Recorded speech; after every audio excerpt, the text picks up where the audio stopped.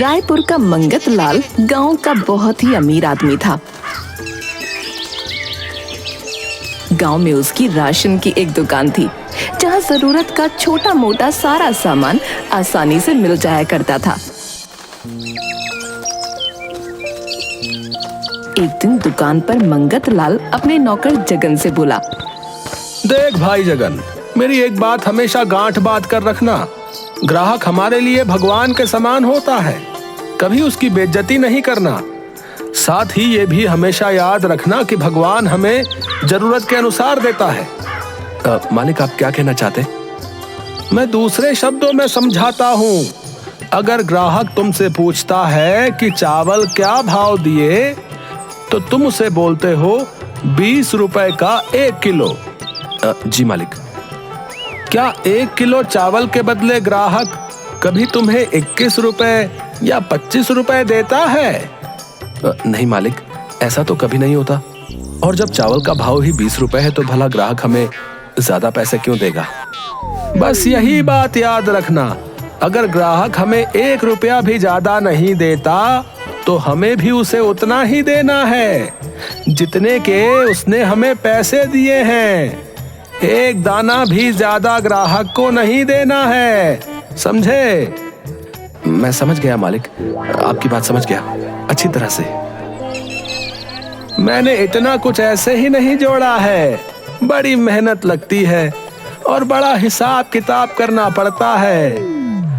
जी मालिक, सही कहा आपने। गांव के सब लोग जानते थे कि मंगत लाल बहुत कंजूस है। उसके अंदर दया नाम की कोई चीज नहीं।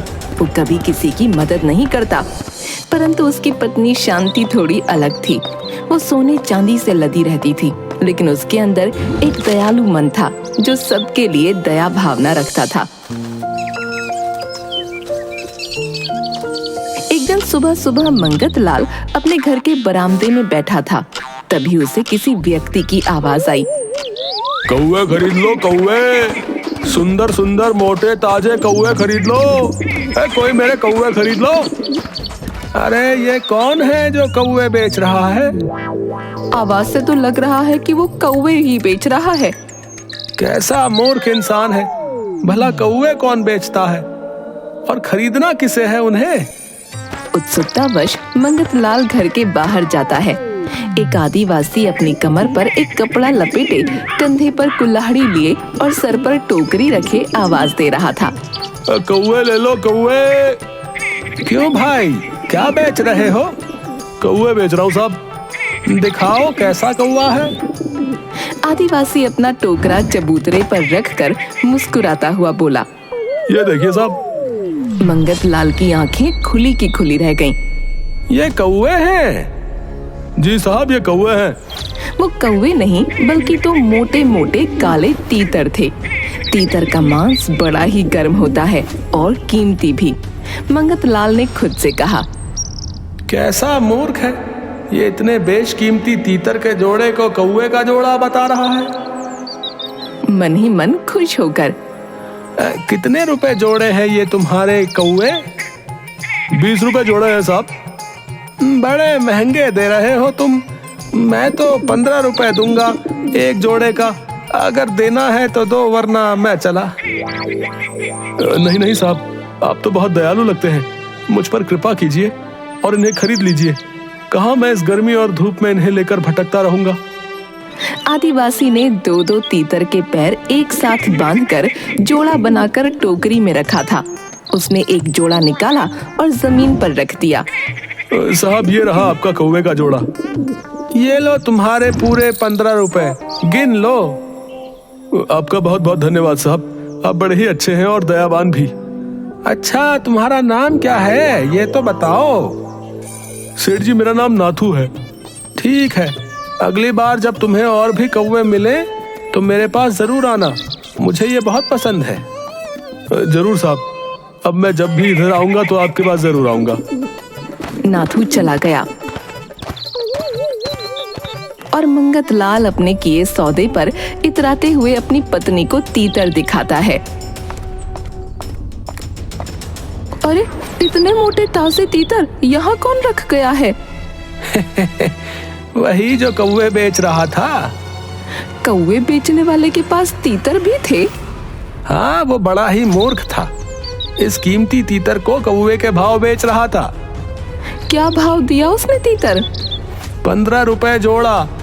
शांति की आंखें फटी की फटी रह गईं। क्या कहा? 15 रुपए जोड़ा? ये इतने मोटे ताजे तीतर तुम्हें 15 रुपए में मिले हैं? हाँ, वो बड़ा ही मूर्ख था। उसने ये कीमती तीतर 15 रुपए में दे दिए। शांति शाकाहारी थी, इसलिए मंगत लाल ने अपने मित्र को दावत पर बुलाया और बाहर बरामदे में तीतर को बनाकर दोनों दोस्तों ने खा लिया। मंगत लाल बार बार तीतर के भाव को सोचकर खुश हुए जा रहा था। एक हफ्ते बाद ही रोज की तरह मंगत लाल अपने घर के बाहर बरामदे में बैठा था। तभी उसे एक आवाज सुनाई दी। रंगना ले लो, कोई मेरा रंगना ले लो। मंगत लाल ने घर के बाहर देखा, क्योंकि उसे नाथू की आवाज तुरंत पहचान में आ गई। अरे नाथू, इधर आओ। ये रंगना क्या होता है? जरा मैं भी तो देखूं। नाथू मंगत लाल के घर आता है। अपने सर से एक चमकता हुआ घड़ा उतार कर जमीन पर रखता है। यह है मेरा रंगना साहब। मंगत लाल बड़ी बड़ी आंखों से खड़े हुए देख रहा था। वैसे तो घड़ा पुराना था, इस्तेमाल किया हुआ।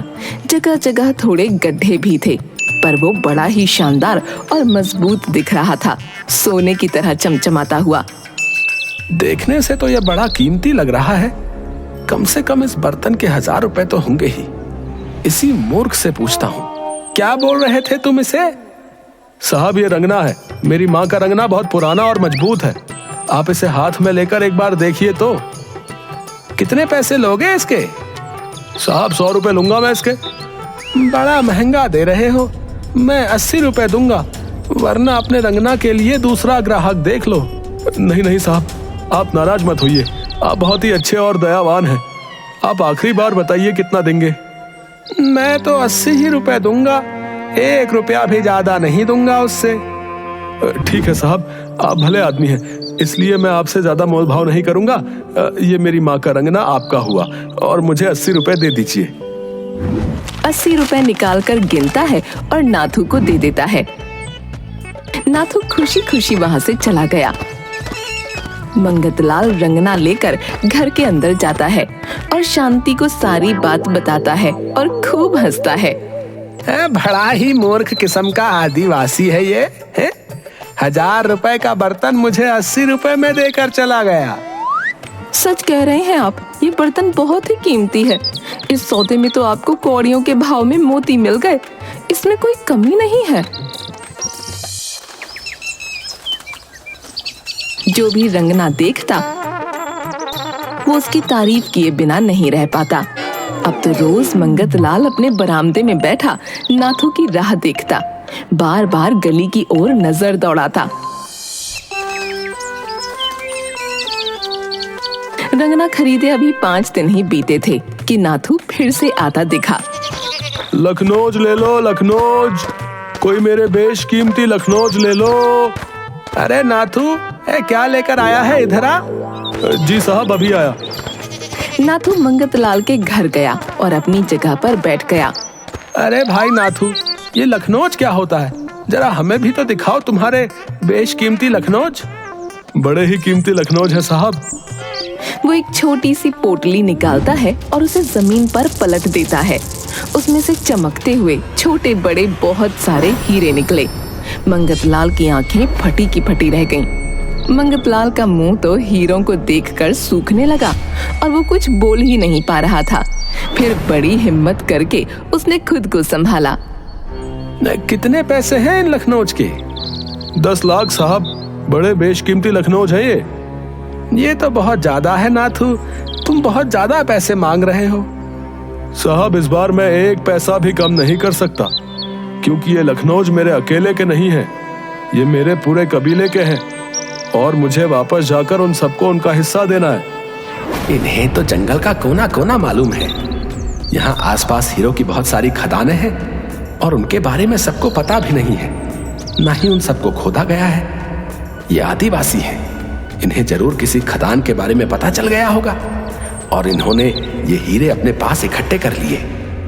अगर ये मूर्ख नाथू 1000 रुपए के बर्तन के 100 मांगता है और कीमती तीतर के जोड़े के 20 मांगता है, तो इसका मतलब ये इन हीरों के 10 लाख ज्यादा नहीं मांग रहा होगा। ये हीरे तो बड़े कीमती लग रहे हैं। इसमें से कुछ हीरे तो कंचों के बराबर है और कुछ मटर के दानों के बराबर। कुल कितने लखनऊज हैं यहाँ? साहब पूरे 22 लखनऊज हैं। ठीक है, मैं तुम्हारे लखनऊज खरीद लूंगा, लेकिन इतने रुपए इकट्ठे करने के लिए मुझे थोड़ा समय दो। साहब आप बड़े ही अच्छे और दयालु हैं। मैं शाम तक आपके पास फिर आता हूँ, तब तक आप पैसों का इंतजाम कर लीजिएगा। नाथू वहां से वापस चला गया और मंगत लाल 10 लाख रुपए के लिए अपनी पत्नी के बहुत सारे गहने बेच देता है और अपनी सारी जमा पूंजी इकट्ठी कर लेता है।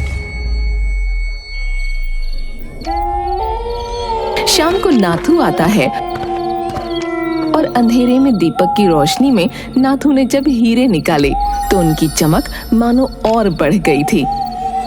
लखनऊज मुझे दो, मुझे इन्हें देखने दो। जी साहब जरूर देखिए। ये लो अपने 10 लाख रुपए। आप बहुत अच्छे और दयालु हैं साहब। अच्छा मैं चलता हूँ। नाथू पैसों को एक पोटली में बांधकर वहां से चल देता है और जंगलों में चला जाता है। मंगत लाल हीरों के सौदे से बड़ा खुश होता है। अपनी पत्नी शांति से बोलता है, ये देखो, आज उस आदिवासी ने हमें करोड़पति बना दिया है। ये हीरे तो वाकई बहुत चमक रहे हैं और बड़े ही सुंदर हैं। हाँ, अब कल सुबह मैं जल्दी ये हीरे लेकर शहर चला जाऊंगा ताकि वहाँ इनका सौदा कर सकूं। ठीक है। शांति सो जाती है, लेकिन मंगत लाल को रात भर नींद नहीं आती। वो यही सोचता रहता है कि कल मैं करोड़पति बन जाऊंगा। सुबह जल्दी उठता है और तैयार होकर शहर चला जाता है। वहाँ अपनी पहचान के जौहरी की दुकान पर जाता है। राम राम संपत सेठ, कैसे हैं? आप बड़े दिन के बाद आए। आज तो मैं बहुत जरूरी काम से आया हूँ तुम्हारे पास। मंगत लाल हीरे जौहरी को देता है। जौहरी हीरों की जांच करता है। संपत सेठ, चमक तो बहुत रहे हैं ये, लेकिन ये हीरे नहीं है। ये तो कांच के टुकड़े हैं, सिर्फ कांच और कुछ भी नहीं। तुम क्या कह रहे हो? मैंने अपना सब कुछ लगा दिया इस सौदे के लिए। मैं सच कह रहा हूं संपत सेठ। अगर आपको विश्वास नहीं है तो किसी और को भी दिखा लीजिए, लेकिन ये सिर्फ कांच है और कुछ भी नहीं। इसका मतलब उस नाथू ने मुझे बेवकूफ बनाया और मैं सोच रहा था कि वो बेवकूफ है। असलियत में बेवकूफ वो नहीं, मैं ही हूँ। मंगत लाल के तो मानो पैरों तले जमीन ही निकल गई हो। उसने जितने सपने देखे थे वो एक क्षण में टूट गए। नाथू ने ये जाल फेंका था जिसमें मंगत लाल फंस गया था और अपना सब कुछ गंवा बैठा था। लालच और सस्ते सौदे के चक्कर में उसने अपनी जमा पूंजी थोड़े से कांच के टुकड़ों के बदले नाथू को दे दी।